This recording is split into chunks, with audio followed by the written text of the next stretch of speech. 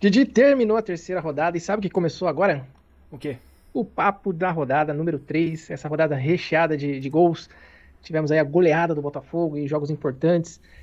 Vamos passar rápido, né? Como é o papo Sim, da rodada, passar rápido pelos jogos, dando algum destaque. Vamos começar pelo Fluminense e Vasco, o primeiro jogo da rodada? sim, o clássico carioca, que foi bastante equilibrado. Novamente a arbitragem, né, sendo protagonista naquela questão do pênalti, se foi bola na mão, se não foi, e acabou a decisão que não estava aberto, não estava ampliando a questão do campo do jogador. Então bateu, mas bateu na direção que bateria no próprio jogador. Não foi marcado o pênalti, bastante discussão, mas de um clássico a gente imagina que realmente seja um jogo equilibrado. É isso, o Fluminense finalmente voltou a vencer um clássico, né? Depois de 13 jogos, já estava na hora. Também conseguiu a primeira vitória no campeonato, né? O jogo, como você falou, foi equilibrado, mas o Flu foi mais efetivo na finalização, né? Sim. O primeiro gol ali, um vacilo da defesa do Vasco, que o Ganso sobe livre, né? No meio de dois zagueiros, marcou depois de um belo cruzamento ali do Marcelo.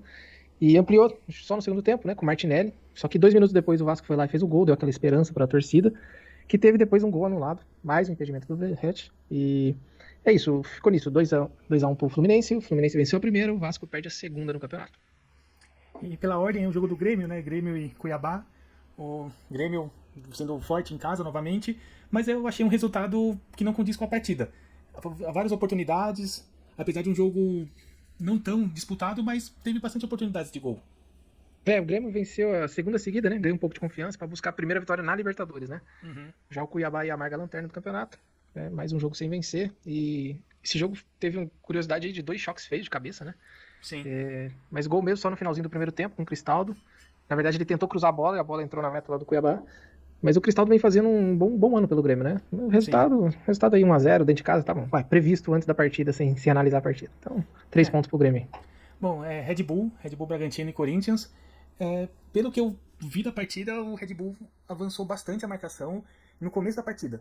Aí, nessa questão da pressão, acabou fazendo o gol e depois acabou ficando até, acho que a partir na metade do segundo tempo, um jogo mais disputado, mais parelho, tanto que poderia inclusive ter saído um empate. Mas Red Bull acabou saindo vitorioso da partida. O Corinthians segue sem vencer, sem marcar gol no Brasileirão. E o Braga segue sem perder, né? Já tem 7 pontos aí. O único gol da partida aconteceu logo no primeiro ataque do Bragantino, 4 minutos. O Vitinho dominou, ajeitou, fez um gol. O Vitinho que vem vindo muito bem no campeonato, né?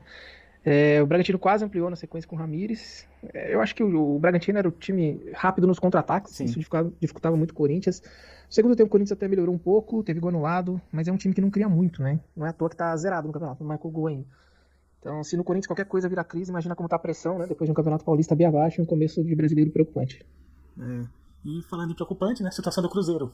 Que 3-0 do Atlético Mineiro num clássico que acaba não sendo tão equilibrado como os clássicos costumam ser. E talvez uma situação que, apesar do favoritismo, mas clássico é clássico. Não se esperava um 3-0. Pois é, foi um atropelo do Galo no primeiro tempo.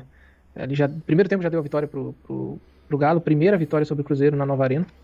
Tava precisando desse resultado aí. O primeiro foi um golaço, cruzamento ali do Scarpa, um gol de meia bicicleta ali. No segundo tempo o Galo só administrou, né? Pra ficar com os 3 pontos. O Scarpa nos 3 gols recebia a bola livre, tem muita facilidade mesmo. Aí com a qualidade que ele tem, sempre achava uma jogada, né? E o Cruzeiro aí conheceu sua primeira derrota e o Galo sua primeira vitória no campeonato. Aí os jogos de sábado se encerram, né? E vamos para os jogos de domingo. O Domingão começou com um Atlético Paranaense Inter, né? O Canóbio de novo protagonista. O uruguaio ali, o gol do Uruguai deu a vitória pro Furacão. Ele fez um gol e foi expulso, então certamente foi o personagem da partida, né? Sim. O Inter teve o Wesley tentando, criando chances. Ele começa bem, né? O campeonato como um destaque do Inter, mas não foi efetivo. O Inter perde a primeira. Para mim, um resultado normal. Sim, não foi nenhum resultado elástico, um jogo disputado. Então era esperado, né? Um empate ou diferenças mínimas, né, de gol para um dos lados, né? É verdade. Bom, Aí, o jogo mais disputado, né? Mais esperado da rodada, mais disputado, foi o Palmeiras e Flamengo. um jogo pegado, 10 ou 11 cartões amarelos, assim, bem disputado. Mas honestamente, sim, pelo elenco dos dois times, eu esperava mais. Primeiro tempo bem desinteressante ali. Segundo tempo bem melhorado. O Bruno Henrique de um lado, o Henrique do outro eram bem acionados. Mas nada de alterar o placar. E no final da partida, a sensação que a preocupação dos times era não perder. Aí o jogo piorou ainda mais. Na minha opinião, foi frustrante. Aquela questão que o medo de ganhar faz, né? O medo de perder faz o problema de não querer ganhar. A diferença É. de ganhar. Então, acabou sendo um resultado decepcionante, mas talvez um jogo disputado como esse, das dois maiores favoritos pelo título, era de se esperar um equilíbrio. Pena que não saiu os gols, né? Pois é. Agora um outro clássico da rodada, um clássico regional, que é o famoso Bavi, cheio de gols. O Vitória abre, né, 2-0, e o Bahia consegue recuperar, né, empatando o jogo. O Bahia saiu perdendo por 2-0, né? Conseguiu empatar marcando 2 gols em 3 minutos. Esse clássico tem rendido bons jogos no ano. Fizeram final de estadual, que foram bons jogos também. Vitória fez o gol no primeiro tempo, gol do Mateuzinho no rebote ali. Vitória foi melhor no primeiro tempo, começou bem no segundo tempo. Aos 11 minutos quase teve um gol olímpico do Mateuzinho, mas teve desvio ali do Wagner Leonardo, 2-0. Parecia que sairia a primeira vitória do Vitória. Mas o Bahia equilibrou a partida, em 3 minutos marcou 2 gols, Biel e Everaldo. O gol do Everaldo, uma pancada, uma bomba. 2-2, jogo bom no Barradão, não tem o que reclamar.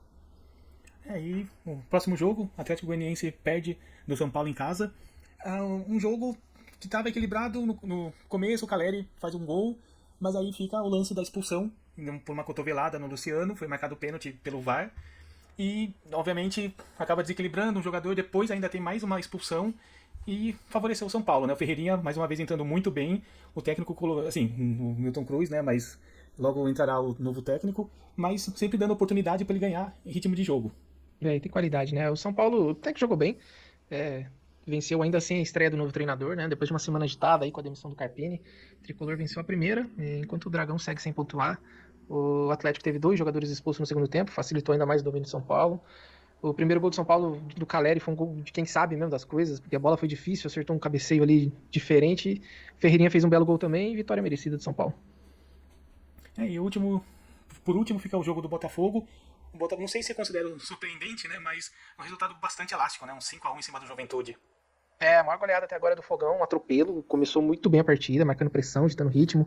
Fez 2-0 com menos de 10 minutos de jogo. O Juventude ficou ainda com a menos no primeiro tempo, que fez o Botafogo ficar ainda mais tranquilo no jogo. Os gols saíram tranquilamente. O Savarino fez um golaço de falta. O Danilo Barbosa aí jogou muita bola, participou de quase tudo. Foi um atropelo, né? O Juventude marcou um gol já nos 38 do segundo tempo. Mas convenhamos que nem o mais pessimista dos botafoguenses ficou preocupado. Resultado garantidíssimo já. 5-1, goleada, atropelo, bom jogo e festa da torcida.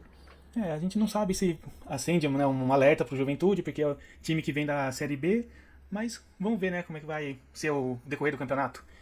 Isso. A tabela, Red Bull, né, em primeiro, junto com o Flamengo, e o Botafogo também, número de pontos, também é o mesmo número de pontos, não sei, está em terceiro. Em quarto lugar, Atlético Paranaense, quinto, Grêmio, e sexto, o Internacional. Aí a zona de rebaixamento, Vitória, Corinthians, Atlético Goianiense e Cuiabá. Corinthians, abre o olho, hein? Mais um campeonato difícil aí. Não sei não, hein? Mas é isso, a rodada finalizou. Vamos para a próxima aí. A próxima rodada tem jogo na segunda, ou seja, estamos perdidos aqui o que fazer, mas se alguém tiver uma sugestão do que prefere, um papo da rodada depois do jogo de segunda, coloca aí pra gente, comenta aí pra gente. Espero que vocês tenham curtido esse vídeo aí. Um abraço. Abraço, até mais.